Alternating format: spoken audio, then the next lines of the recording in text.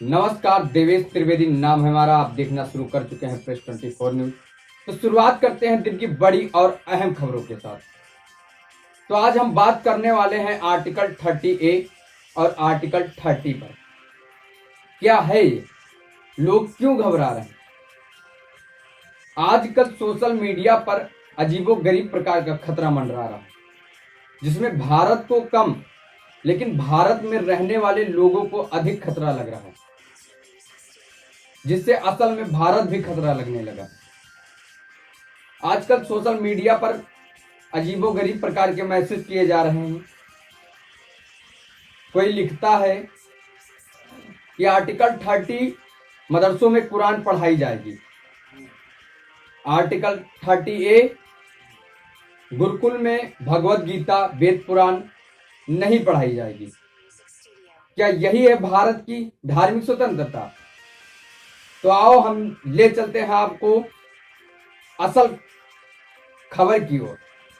क्या सच्चाई है इसकी? यहां पर इस पर बात हो रही है जो संविधान में है ही नहीं। 30A संविधान में है ही नहीं, उस पर ये लोग चर्चा कर रहे हैं। तो ले चलते हैं हम आप लोगों को असल खबर की ओर। भारतीय संविधान में 30A नाम का कोई आर्टिकल है ही नहीं। भारतीय संविधान में आर्टिकल 12 से 35 तक मौलिक अधिकारों का प्रावधान है।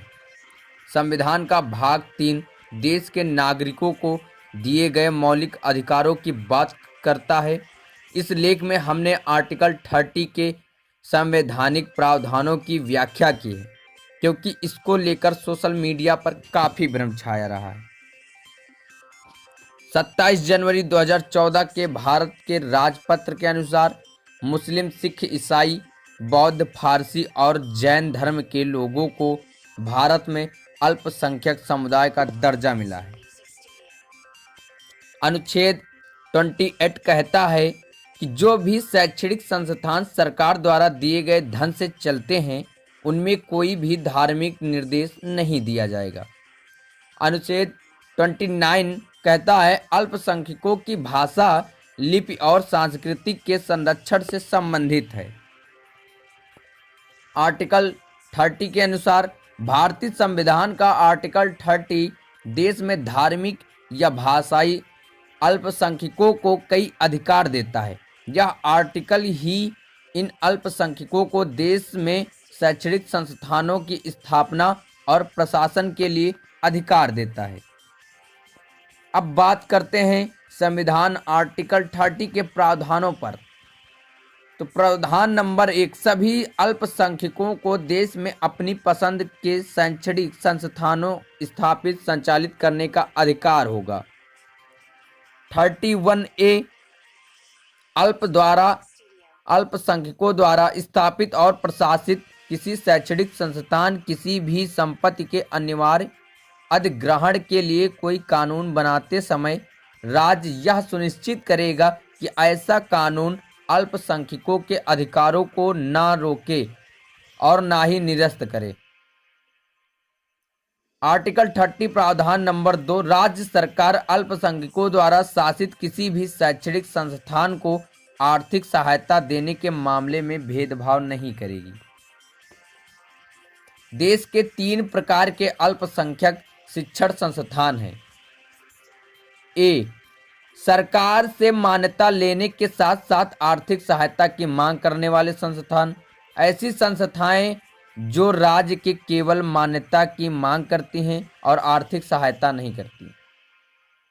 ऐसी संस्थाएं जो ना तो राज्य में मान्यता और ना ही आर्थिक सहायता की मांग करते हैं। इसमें ए, बी प्रकार के संस्थान सरकारों द्वारा बनाए गए नियमों का पालन के लिए बाध्य हैं। ये नियम शैक्षणिक मानकों, पाठ्यक्रम, शिक्षण कर्मचारियों के रोजगार, अनुशासन और स्वच्छता आदि से संबंधित हैं। तीसरे प्रकार के संस्थान अपने नियमों को लागू करने के लिए स्वतंत्र होते हैं, लेकिन उन्हें भी श्रम कानून, अनुबंध कानून, औद्योगिक कानून, कर कानून, आधारिक नियम आदि जैसे सामान्य कानूनों का पालन करना पड़ता है। आर्टिकल 30 पर सर्वोच्च न्यायालय का निर्णय जो 2007 में आया था।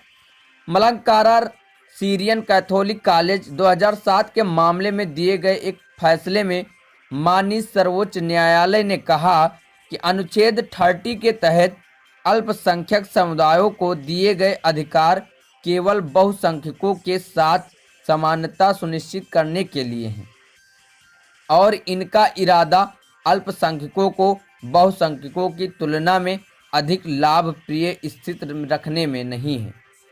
इस प्रकार पाया गया कि भारतीय संविधान में कोई आर्टिकल 30A नाम का कोई आर्टिकल है ही नहीं।